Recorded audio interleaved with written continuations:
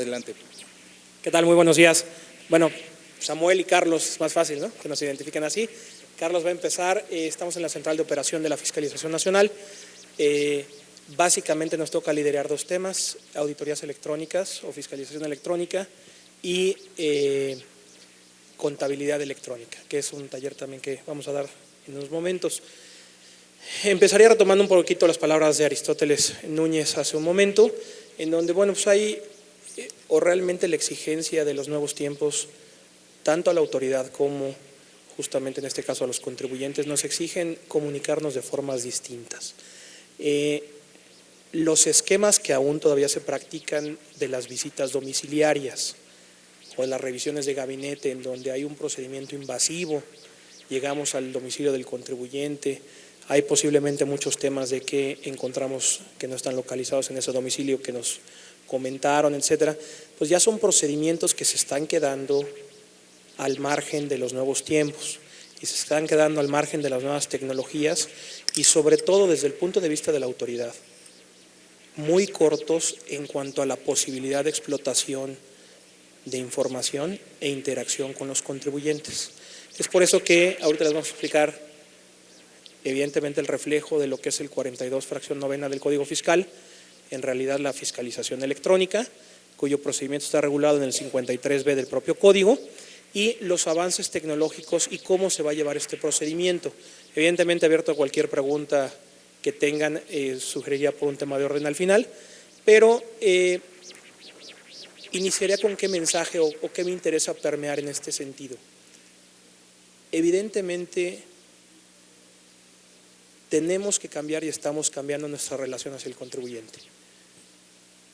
Esas auditorías en donde nosotros llegamos a un domicilio, estamos un año o año y medio en el mejor de los casos, revisamos todos los impuestos, ahora sí que es como el chiste, ¿no?, de 1, 2, 3 por mis amigos y por todos los que no han nacido, ISR, YETU, IVA, cartilla de vacunación y los que le agreguen, son esquemas que ya en realidad deben de superarse o dirigirse esos esfuerzos realmente a esquemas que detectemos agresivos, en donde hay redes de planeación que llevan a una evasión fiscal masiva, etcétera, etcétera. Ahí evidentemente, y hago la primera distinción de las auditorías en cuanto a nuestro plan de trabajo, es tener auditorías profundas e integrales sobre esos esquemas y sobre esos casos de verdadera evasión fiscal con dolo, con planeación, en donde incluya redes.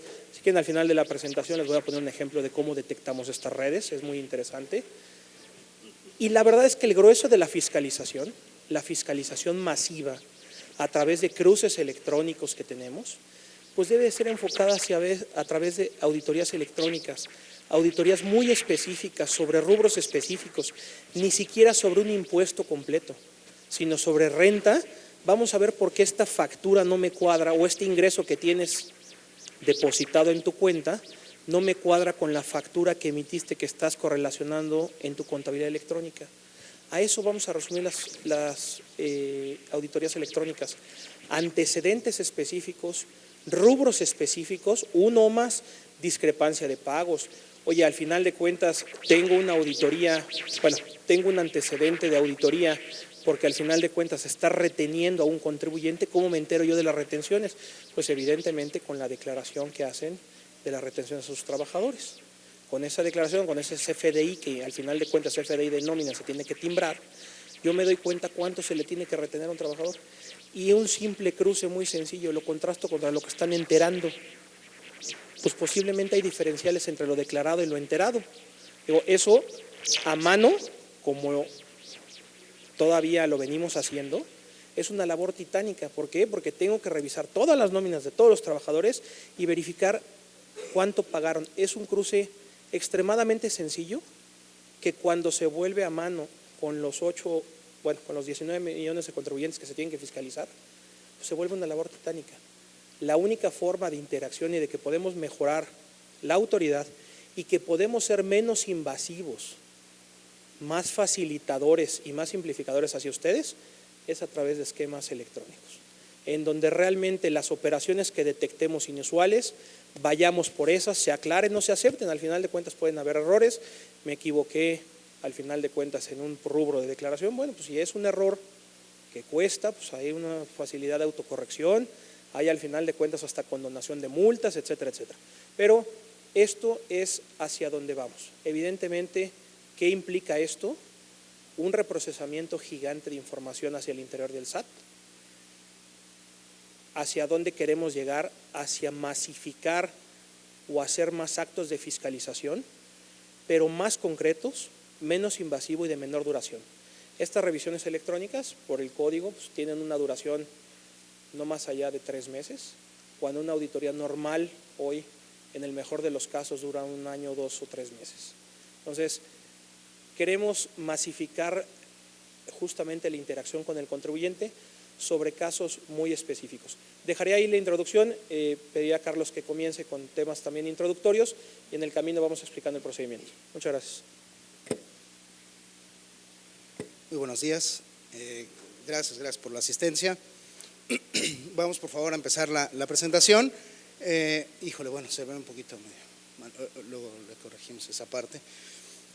Aquí son datos que finalmente, como lo estaba comentando Samuel, ya hemos medio tocado con ellos.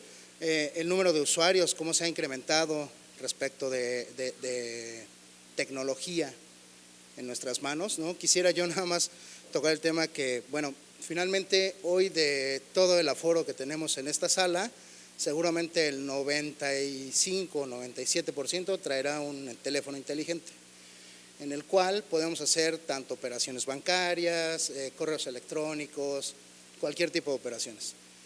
¿Qué es lo que buscamos en el SAT?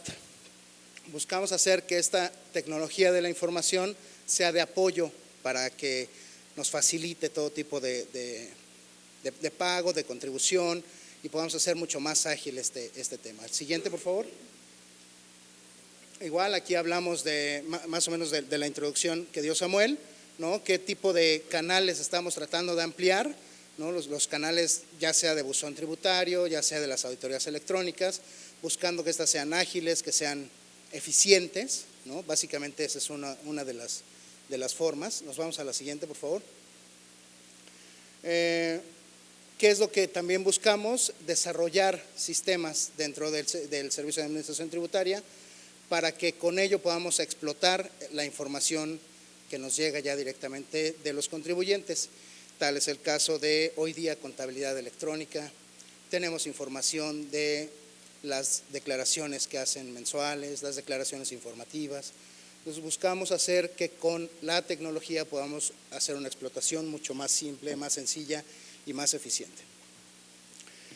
Con esto nosotros lo que hicimos fue implementar en la reforma fiscal de 2014 una adición al artículo,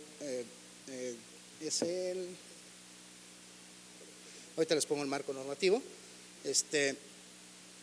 Bueno, hicimos en el artículo 42, que es el de revisiones, la fracción 9 es revisiones electrónicas, y justamente lo adicionamos para que así se pudiera hacer, valga la redundancia, la revisión directa, ágil y eficiente. La siguiente, por favor. Como tal, ¿qué son las revisiones electrónicas? Leo tal cual la definición. Son procesos de auditoría que consisten en revisar conceptos o rubros específicos a través de medios electrónicos desde su notificación hasta la conclusión. Tal como lo mencionaba Samuel, buscamos que desde el inicio hasta el final no sean más de 3 meses en la revisión, ¿no? A diferencia de lo que hoy tenemos en las revisiones de gabinete o de visita domiciliaria, donde aproximadamente nos podríamos tardar entre 1, 2 o 3 años, ¿no? Para esas revisiones. Hoy buscamos que estas revisiones sean muy ágiles, sean muy eficientes. Complementaría un poco el comentario de Carlos. Evidentemente lo que nosotros conocemos como revisiones electrónicas frente a ustedes, pues es justamente un procedimiento desde la notificación hasta la conclusión en forma electrónica a través del buzón tributario. Ahorita vamos a ver el procedimiento a detalle. Sin embargo, ¿qué les quiero comentar? Que realmente la revisión electrónica formalmente con el contribuyente comienza con este paso de notificación. Sin embargo, el que nosotros podamos acortar los plazos del acto de fiscalización, como yo les decía, pues dependiendo si se presentan pruebas o no, si tengo que hacer compulsas o no, en promedio deberán de ser de 3 meses. El que podamos garantizar esos plazos deviene de que previo a esta notificación hay un trabajo de minería de datos y hay un trabajo de explotación de información. Esto es, hacia nosotros, los antecedentes de programación de la auditoría se fortalecen en un paso previo a la notificación, a diferencia de las auditorías normales que conocemos hoy en día, en donde yo abro un acto de fiscalización, pido la contabilidad en ese momento, empiezo a pedir compulsas, empiezo a pedir cierta información a terceros, etcétera, y a partir de ahí empiezo a construir un caso. Esto es, la minería de datos junto con la explotación de la misma se da una vez iniciada las facultades de comprobación. El éxito de estas revisiones electrónicas es que esa minería se da en un paso previo al inicio. ¿Y por qué se hace de esta manera? Porque justamente el artículo 42, fracción novena, en relación al procedimiento del 53B, lo que dice es que va a iniciar esta notificación con una preliquidación y con un oficio prácticamente con las observaciones detectadas. A diferencia de los procedimientos actuales, en donde después de todo un procedimiento y después de X meses, doy un acta, una última acta parcial o un acta final o un oficio de observaciones. Esto lo estamos trasladando al inicio. Eso es lo que nos garantiza, al final de cuentas, que el procedimiento sea muy corto. ¿Por qué? Porque se va a llegar con una observación detectada. Hay un plazo, yo le digo coloquialmente, pero es un derecho de pataleo, al final de cuentas es una garantía de audiencia, en donde después de cierto tiempo el contribuyente puede presentar esas pruebas o aceptar inclusive posiblemente la irregularidad. Digo, al final de cuentas, hago el símil, en muchas de las auditorías tradicionales, los contribuyentes, al haberse visto, bueno, cuando nosotros ya detectamos la irregularidad y no hay una manera de solventar dicha irregularidad, los contribuyentes optan por autocorregirse, porque al final de cuentas es una irregularidad detectada y es mucho mejor terminar el procedimiento pronto con una condonación de multas, con tasas preferenciales, a lo mejor hasta de recargos, que esperarme a una determinación de crédito en donde si después quiero pagar me va a costar más. Si después me quiero ir a un juicio, me va a costar la garantía en juicio de nulidad, en revocación no, pero en nulidad sí. Y aparte de que me va a costar, pues voy a mantener un abogado 3 años o 2 años en lo que busque o dure el juicio de nulidad. Cuando en realidad, si tengo una irregularidad detectada sólida, pues lo único que estoy haciendo es ganando tiempo, supuestamente, pero después me puede salir más caro. ¿Por qué? Pues porque todo ese tiempo se actualiza el crédito fiscal. Entonces, ante irregularidades detectadas muy concretas, ¿hacia dónde tendemos? Pues que haya una comunicación muy clara entre nosotros y los contribuyentes. Tendemos evidentemente hacia la autocorrección, pero sí quiero dejarles muy claro que la minería de datos de donde sacamos las observaciones, en el caso de revisiones electrónicas, es en un paso previo a esta notificación, cuando hoy en una auditoría normal se da después de la notificación. Siguiente, por favor. Como les comentábamos, el marco jurídico, directamente nos vamos a los artículos 42, fracción 9, los 53B y C, que son los procedimientos de las revisiones electrónicas, el artículo 134, la fracción 1 y el 17K, que es un buzón tributario, y el artículo 22, fracción 6 del reglamento interior del SAT, donde se da la facultad a poder revisar o hacer estas revisiones. Siguiente, por favor. Siguiente. Ok. En este caso estamos desarrollando los sistemas para poder hacer estas revisiones, ¿no? El proceso de fiscalización, ¿qué es lo que vamos a incluir en estas revisiones electrónicas? Un filtro de calidad en el cual se pueda emitir estos direccionamientos o estas revisiones para que sean procedimientos mucho más asertivos. Es decir, si vamos a revisar cierto sector económico, vamos a hacer investigación previa del sector, cuál es el comportamiento y posteriormente emitir pues la diferencia o la preliquidación, que es justamente lo que estamos platicando. Ayer, justamente, bueno, poniendo como un ejemplo, me venían preguntando en el avión que si, bueno, justamente me encontré a alguien que también es contador y me comentaba que si íbamos a ser precisos en la definición de este tipo de cosas, ¿no? Precisos en el sentido de, si no cuadra por 3 pesos, evidentemente te tendré que emitir una… No es así. Nosotros vemos los sectores, qué comportamiento van teniendo, por ejemplo, el sector hotelero, que puede tener una discrepancia al final del mes, ¿no?, con respecto a sus saldos de ingresos contra sus CFDIs emitidos. Cuando menos diario siempre va a haber alguna discrepancia. En el acumulado del mes habrá que ir viendo también cómo es este movimiento, y como todo el sector normalmente tiene el mismo comportamiento, no será un comportamiento atípico, sino será algo normal del sector, y evidentemente por ello no se emitirá algún acto de fiscalización, ¿no? Entonces, sí quisiera yo dejar muy en claro eso, porque pareciera que vamos a ir al asunto de a rajatabla, y si no está tal cual, y si no es cuadra centavo con centavo, se va a aplicar la ley. No, no es así. ¿Quiénes están facultados para ello? Las 67 administraciones desconcentradas, y en la administración central el área de fiscalización estratégica, que son los que revisarán realizarán las revisiones electrónicas. Siguiente, por favor. Bueno, aquí son igual casos específicos de revisiones, tal y como ya los había comentado Samuel, ¿no? Habrá que ir buscando los antecedentes previos, la minería de datos, y a partir de ello ya es cuando se va a emitir esta preliquidación. Siguiente, por favor. ¿Cómo son los bloques del proceso de revisiones electrónicas? Aquí un poquito cómo es que lo estamos nosotros visualizando. Primero existe la programación de esta información y después la ejecución. Vámonos con la programación.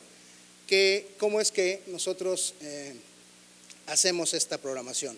Se confronta toda la información que recibimos en el SAT. Recordemos que se adicionó la contabilidad electrónica, ¿no? Esta contabilidad electrónica será un insumo adicional nada más respecto de lo que ya se tenía en el SAT. Ya tenemos, bueno, están las fuentes de información o las declaraciones y pagos de los contribuyentes, y se generarán los antecedentes específicos, como alimentados tanto de las omisiones de pagos, de los ingresos omitidos, determinaciones incorrectas, cálculos de retenciones, proveedores de riesgo, ¿no?, los que sean publicados en el artículo 69, diferencias con registro patronales del IMSS o deducciones o acreditamientos indebidos. Todo este tipo de cosas van a alimentar los antecedentes específicos. Aquí es importante comentarles, evidentemente yo les comentaba de la minería de datos, que justamente la explotación previa al acto de todas las bases de datos y fuentes de información que tenemos. Se ha generado mucha polémica en el tema de contabilidad electrónica, de que si la misma constituye un acto de fiscalización previo, etcétera, etcétera. Lo único que les quiero decir es que la contabilidad electrónica, que al final de cuentas están obligados los contribuyentes a entregárnoslas, digo, ahorita hay algunos amparados, etcétera, etcétera, está en decisión de la Corte la constitucionalidad de la misma, es un insumo más. Realmente nuestro insumo, tenemos insumos mucho más poderosos que la propia contabilidad electrónica. El propio CFDI para nosotros es un insumo impresionante. De hecho, nosotros podemos construir la contabilidad del contribuyente en base en el CFDI. ¿Qué nos falta? El pagado. Es todo. ¿Cómo tenemos el pagado? Pues a través de DIOT, al final de cuentas. ¿Qué otras fuentes de información tenemos que les puedan parecer extrañas, que son mucho más robustas que inclusive la propia contabilidad? Tenemos ya antecedentes hasta de FATCA, o sea, información de cuentas en el extranjero. Hoy de Estados Unidos, el año que entra de 50 países. Tenemos información de líneas aéreas, o sea, podemos saber una persona física cuántas veces viaja al extranjero, por qué línea y cuánto le costó su boleto. O sea, tenemos información de catastro por parte de los estados, tenemos información, bueno, de la Comisión Nacional Bancaria y de Valores, evidentemente, de todos los estados de cuenta. Tenemos sí, pero lo que les quiero transmitir es que la parte de contabilidad electrónica que hoy se está discutiendo no es Evidentemente es un tema de simplificación hacia la autoridad y lo entendemos que es una simplificación al contribuyente, ¿eh? La verdad es que los esquemas, bueno, hoy ya está impedido cualquier tribunal para otorgar una suspensión de llevar la contabilidad en forma electrónica. Eso dice el artículo 28, fracción tercera, que la deben de llevar en medios electrónicos. Entonces ya la contabilidad como la conocemos en cajas, tiene que estar en medios magnéticos y la autoridad va a llegar a requerirla en medios electrónicos, porque solo de esa forma nos permite explotar los altos volúmenes de información. Entonces, actividades que antes pasaban de un día antes de cerrar el acta final, llegaban con un camión de contabilidad impresa en papel, pues era imposible de explotar. Si hoy llegan con un disco, un USB o con un disco duro, y si es el último día, garantizo que ese día se explote la información y se hagan los cruces. ¿Qué otro tema importante? En la contabilidad electrónica lo único que pedimos son las balanzas y las balanzas son los resúmenes. No soy contador, soy abogado, pero me ha explicado mi contador que eso es. Yo lo único que sé es que cargo y abono, ¿no? Para todo en la vida es similar. Al final de cuentas las balanzas son los resúmenes de las operaciones clasificadas en un acomodadas en un clasificador que nos pusimos de acuerdo ustedes y nosotros de en dónde van a acomodar cada rubro. Eso es la balanza. Insisto, del CFDI podemos sacar la balanza. Nada más que nosotros daríamos ese clasificador y posiblemente no está homologada a la que ustedes manejan. Por eso es que homologamos una sola para todos, la estandarizamos. Detalles, pólizas y auxiliares, solamente en el inicio de facultades de comprobación, porque ahí sí es detalle. Entonces, esas solamente cuando iniciamos un acto de fiscalización es cuando les vamos a pedir pólizas y auxiliares en forma digital. Pero lo que voy es, ha generado muchísima expectativa, se considera que la contabilidad electrónica es una auditoría per se. Les voy a decir que no, al final de cuentas lo único que nos hace es simplificarnos algunos resúmenes que al final de cuentas los podemos sacar de los FDIs. A las discrepancias principales que sacamos, los sacamos de los FDIs tanto propios, los que ustedes expiden, como los que les llegan. Tan sencillo. Entonces, a lo que voy es, en este mundo digital y en este mundo de información, pues evidentemente toda esa información y esa minería de datos la tenemos que hacer de forma electrónica. Nada más para darles un dato. Acumulado a abril de este año, hemos recibido 15.500 millones de facturas electrónicas. Entre 15.500 y 16.000 millones de facturas electrónicas. Evidentemente, eso no está en un servidor en el SAT, es imposible. ¿En dónde se guardan? En esquemas de nube, que es los únicos que soportan ese volumen de información. Imaginen ustedes las herramientas para poder explotar esa información. Deben ser poderosísimas para que digitando un RFC salga completa la red, tanto de CFDIs expedidos como de CFDIs recibidos, como de CFDIs de nómina. Entonces, a lo que voy es, esas minerías de datos, ahorita les ponemos el ejemplo de la red al final. Ya hoy la estamos haciendo en fases previas. Por eso es que ya no ha lugar el hacer esas auditorías invasivas, salvo, evidentemente, en casos muy específicos, muy dirigidos, en donde sí necesitamos entrar al domicilio del contribuyente. Pero en todo esto, que nos da una realidad muy acercada al comportamiento del contribuyente, ya no tiene caso que vayamos. ¿Por qué? Porque hacia dónde estamos cambiando. En el momento en que te llegue una auditoría, es porque ya te detecté algo. Hoy la visión es, llego para ver que te detecto. Esto es porque ya te detecté, llego. Es un cambio de mentalidad y paradigma en nuestra forma de trabajar. Porque evidentemente con esta explotación de información tenemos muchísimos antecedentes, tanto propios. ¿Por qué? Porque aquí se rompe un poquito el tema de la autodeterminación del contribuyente. Evidentemente lo comparo con la declaración que él está diciendo que está ganando, que está gastando, pero también con fuentes muy confiables de información de terceros, como lo puede ser la información de sus propios estados de cuenta que nos dan los bancos a través de la Comisión Nacional Bancaria, etcétera. Entonces, quería dejarles simplemente ese comentario amarrado a este tema con el tema de contabilidad electrónica. ¿Nos simplifica la vida a ustedes y a nosotros? Creemos que sí. Pero que si al final de cuentas no la dan, tenemos un cúmulo de información de dónde sacarla. Digo, pues aquí los contadores sabrán que justamente con el tema de CFDIs construyen su balanza. Tan sencillo.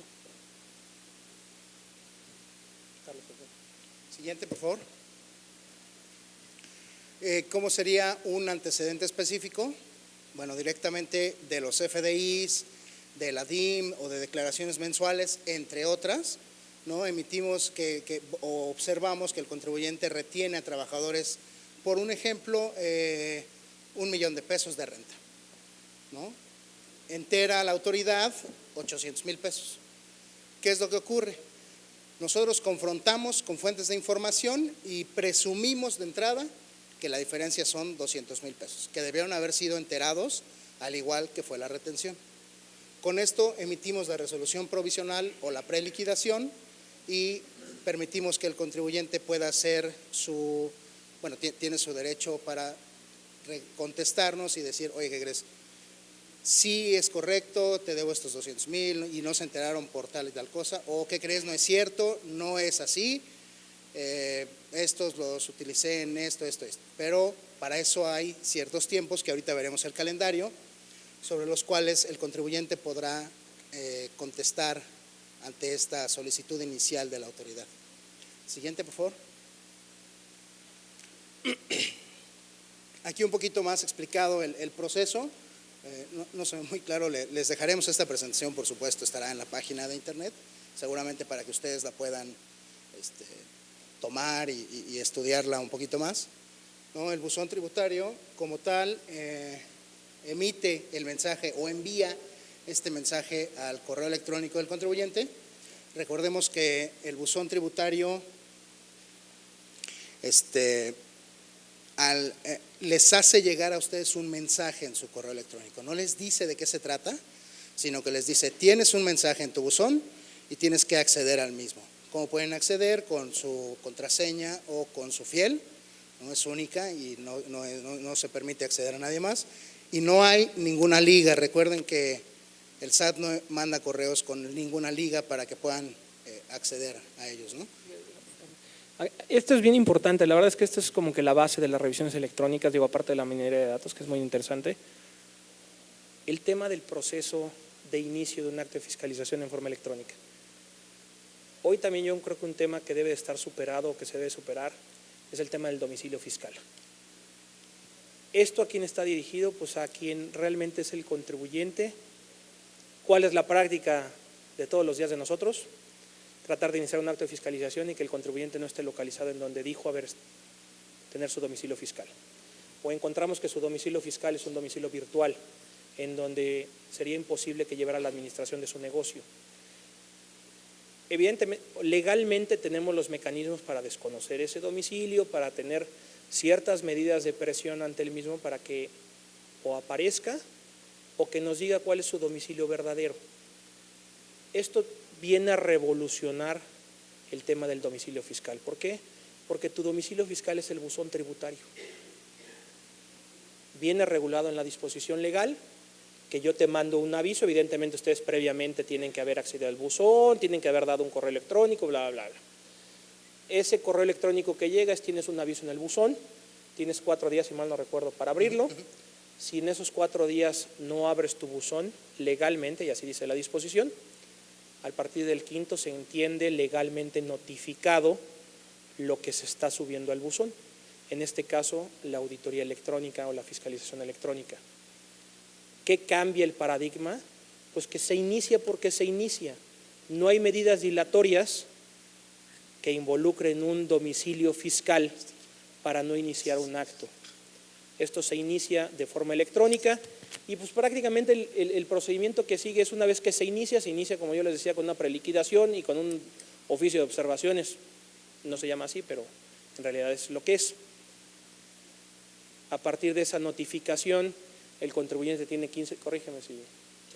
15 días para manifestar lo que a su derecho convenga o inclusive aceptar la propia observación. Si se acepta, se autocorrige, hay una condonación de multas y reducción al 20% de algunos de los conceptos. Si no acepta, puede presentar pruebas, evidentemente. Esas pruebas se valoran por la autoridad y si son suficientes, pues se acaba el acto y emitimos una resolución sin determinación de crédito. Si no son suficientes, podemos nuevamente volver a pedir una información al contribuyente o aclaración, puede volver a regresarlas, volvemos a valorar y emitimos una determinación en su caso, si es que no nos convence la valoración de dichas pruebas. Todo este proceso, insisto, se puede hacer largo o se puede hacer corto dependiendo de la participación del contribuyente en la aportación de pruebas, o lo importante es lo que esté en medio, que es la suspensión de plazo. ¿Cuándo se puede suspender? Pues evidentemente ante un acuerdo conclusivo, cuando el contribuyente desaparece, a lo mejor lo tenemos como no localizado. Esas son otras causales de suspensión. Pero también cuando hacemos una compulsa, cuando le pedimos a un tercero que nos corrobore ciertas operaciones que ustedes dicen que hicieron. Ahí pues no puede exceder de 6 meses, salvo en un caso de excepción que es en auditorías de comercio exterior. Pero al final de cuentas, insisto, el plazo más corto de esto pueden ser inclusive a partir de la notificación 15 días y el plazo más largo de esto pues no se puede ir sin la suspensión más allá de 3 o 4 meses. Con suspensión pues a lo mejor, insisto, ese impasse puede ser de 6 meses, pero en sí la auditoría no puede durar más allá de 3 o 4 meses contando los plazos legales. Evidentemente se inicia con una preliquidación, esa preliquidación se convierte en definitiva, si no contestan, si aceptan o una vez valoradas las pruebas, pues no satisface esa valoración de pruebas para desvirtuar el antecedente que traemos y pues evidentemente se determina un crédito fiscal. La que sigue, por favor. Para concluir, porque creo que empezamos un poco tarde, traemos ahí ciertas pantallas, la verdad es que son pantallas que se están desarrollando, estas todavía no las pueden ver en el buzón, sin embargo ya son una realidad para nosotros. ¿Qué tenemos? Si quieres, la que sigue. La que sigue, por favor. Notificación electrónica, la que sigue, por favor. Siguiente. Aquí está como tal el acuse de recibo que va a recibir el contribuyente. La que sigue, por favor. La que sigue. Bueno, son los pasos: aportación de pruebas, cómo pueden adjuntar ustedes las pruebas. La que sigue, por favor. Firma de la aportación de pruebas. Siempre será con fiel. Es con su firma electrónica. Y bueno, concluiría con qué beneficios. En realidad, evidentemente para la autoridad trae beneficios muy importantes la revisión electrónica. No quisiera hablar de nuestros beneficios, nosotros los tenemos muy claros. Sí quisiera hablar un poquito de los beneficios del contribuyente en ese sentido. Yo creo que el primero es un tema de no invasión. No vamos a su domicilio. Segundo, yo creo que un tema de inmediatez. La verdad es que tener a un auditor o a un grupo de auditores 1 año y medio, bueno, pues hasta una de dos, o los hago compadres o los termino odiando, ¿no? O sea, no hay más. Y casi siempre ocurre la segunda. Se vuelven parte de la familia, ¿no? Digo, a lo mejor la familia no querida, pero se vuelven parte de la familia después de 1 año y medio. La verdad es que en un procedimiento expedito, pues yo creo que hasta como contribuyente no alcanzo a tener esa percepción de invasión a mi privacidad. O sea, al final de cuentas es una observación muy detectada. Llegamos con un tema muy definido, o sea, hay una seguridad jurídica para ustedes de lo que les estamos revisando. Digo, tengan los elementos para desvirtuarlo o no. La intención es que lleguemos con algo muy cierto hacia ustedes, no que llegamos a ver qué encontramos. Y en el que encontramos hay muchísima discrecionalidad. ¿Por qué? Pues porque al final de cuentas estamos sujetos a una valoración de alguien que está ahí X tiempo indefinido. En cambio esto se van a tener que circunscribir a esa observación electrónica que ya llega por parte de la autoridad. Tienen seguridad jurídica de que lo único que se le está revisando es esa parte. Tercero y no menos importante, yo creo que la carga administrativa. El tema de llevar una contabilidad física, tener dependiendo del tamaño de la empresa, pero inclusive puede incurrir en costos de renta de bodegas, de almacenarla 5 años, de que si se le echó a perder ahí es un tema. de tenerla que transportar, teniendo todo en electrónico y haciendo una comunicación electrónica, se ahorran muchísimos costos en el manejo de dicha contabilidad. Entonces, al final de cuentas, yo lo circunscribiría a estos beneficios, pero apuntaría que